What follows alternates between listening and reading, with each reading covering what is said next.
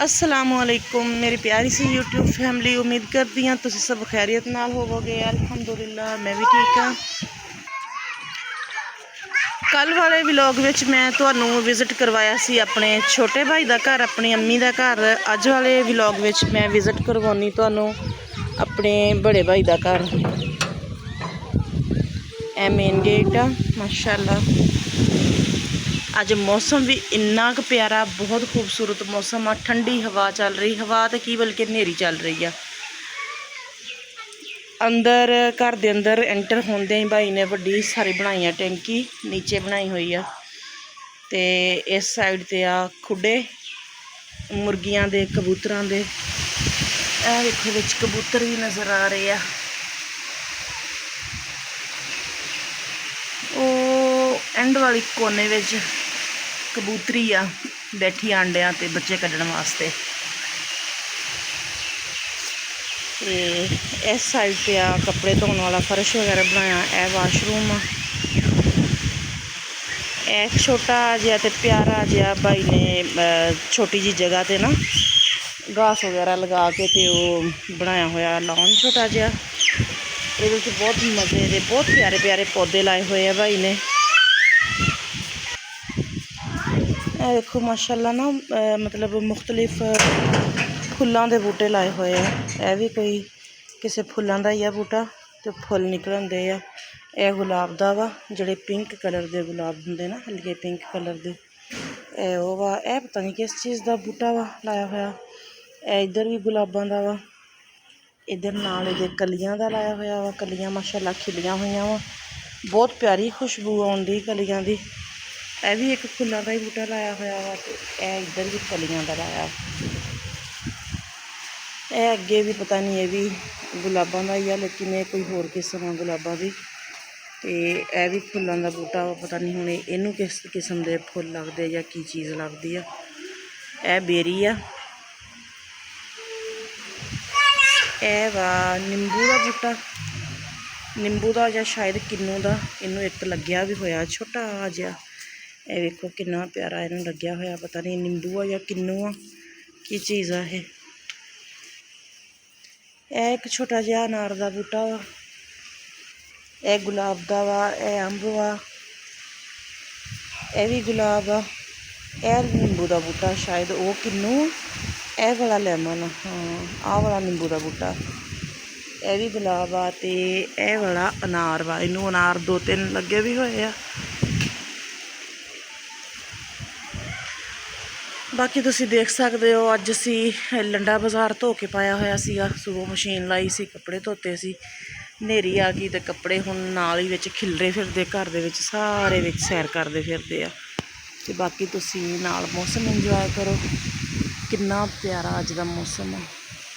मेरे अम्मी नूं ते मेरे भाई नूं ना दरख्तां दा बहुत ज़्यादा शौक आ ते इस करके उस दरख्त घर विच काफ़ी लाए होया। हुण ते ना मतलब ख़त्म कर दिते। मकान जो बनाए पहले कच्चे मकान होंदे सी ते बहुत ज़्यादा दरख्त होंदे सी। ते यह आ गया किचन। लाइट गई हुई है इसलिए मैं कोई बल्ब वगैरह जगा नहीं सकती।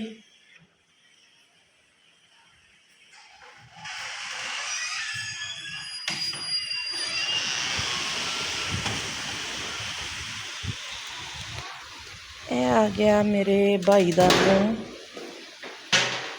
बैडरूम। ये उत्ते भी देखो कपड़े धो के रखे हुए बेड के उपर। भाभी ने अजे चक्के नहीं हो, पर मैं एवें वीडियो बना ली आ।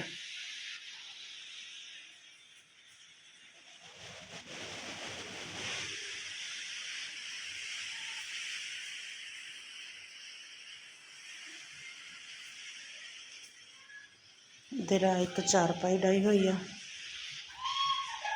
इस्त्री स्टैंड। अनफे क्या कर रहे हो बेटा? यह वाला वा जी दूसरा कमरा भाई का। इत्थे मतलब ज़्यादा समान नहीं हैगा। इधर भाभी ने पेटियां रखिया हुई या फिर इधर चारपाइयां होंदियां। सारा दिन बच्चे इत्थे बैठे रहंदे आ, इसलिए इस कमरे की हालत इवें दी आ। गंद मारिया होया न्याणियां ने देखो।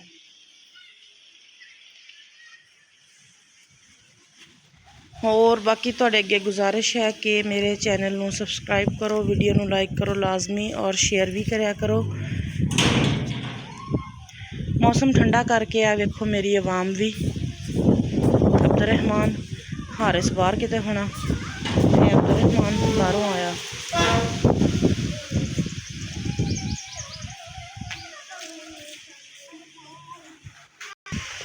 ਇਹ ਤੁਹਾਨੂੰ ਹੁਣ ਵਿਜ਼ਿਟ ਕਰਵਾਉਣੀ ਆ ਘਰ ਤੋਂ ਬਾਹਰ ਦਾ ਸੀਨ।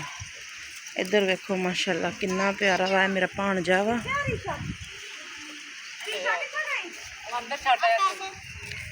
ਇਹ ਹਾਰਿਸ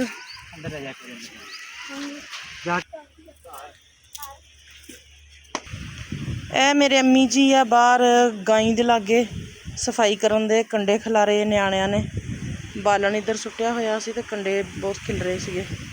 ਬਾਹਰ ਗਾਈ ਬੰਨੀ ਦੀ ਤੇ ਅੰਮੀ ਜੀ ਬਾਹਰ ਸਫਾਈ ਕਰਨ ਦੇ ਸੀ ਗਾਏ ਦੇ ਲਾਗੇ, ਤੇ ਗਾਏ ਮਾਰਦੀ ਆ। ਇਹ ਤੋਂ ਜ਼ਰਾ ਦੂਰ ਦੂਰ ਹੀ ਰਹੀਏ ਤੇ ਚੰਗੀ ਗੱਲ ਆ।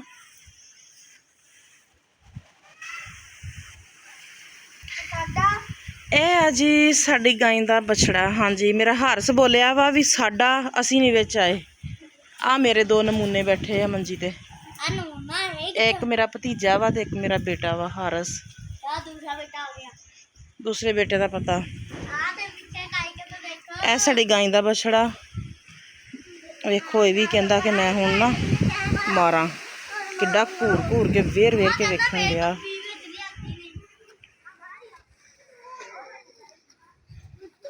ਇੱਧਰ ਦੇਖੋ ਜੀ ਮੇਰਾ ਅਬਦੁਰ ਰਹਿਮਾਨ ਮੇਰੇ ਨਾਲ ਰੁੱਸ ਕੇ ਬੈਠਾ ਵਾ। ਕਹਿੰਦਾ ਵੀਡੀਓ ਬਣਾਉਣ ਦੇ ਤੇ ਤੁਸੀਂ ਸਾਰਿਆਂ ਦਾ ਦੱਸਿਆ, ਮੰਮਾ ਤੁਸੀਂ ਮੇਰਾ ਦੱਸਿਆ ਹੀ ਨਹੀਂਗਾ ਕਿ ਮੈਂ ਕੌਣ ਆ। ਆਹ ਮੇਰਾ ਬੇਟਾ ਜੀ ਅਬਦੁਰ ਰਹਿਮਾਨ।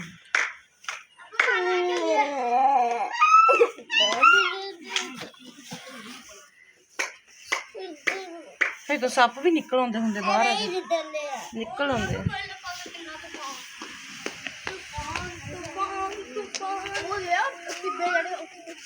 ਇਹ ਸਾਡੇ ਅੰਮੀ ਦੇ ਘਰਾਂ ਦੇ ਪਿਛਲੀ ਸਾਈਡ ਤੇ ਆ ਟਿੱਬੇ,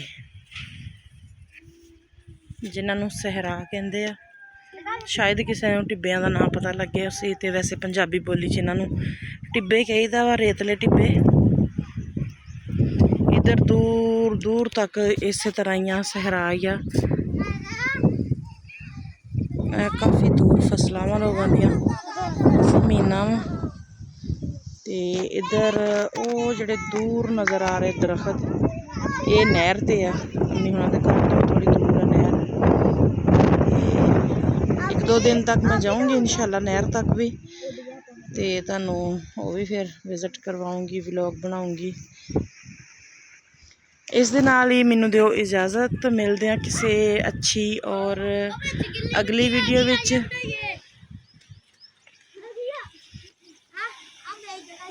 मेरे चैनल ਨੂੰ लाइक शेयर और सब्सक्राइब लाजमी करो। अल्लाह हाफिज़।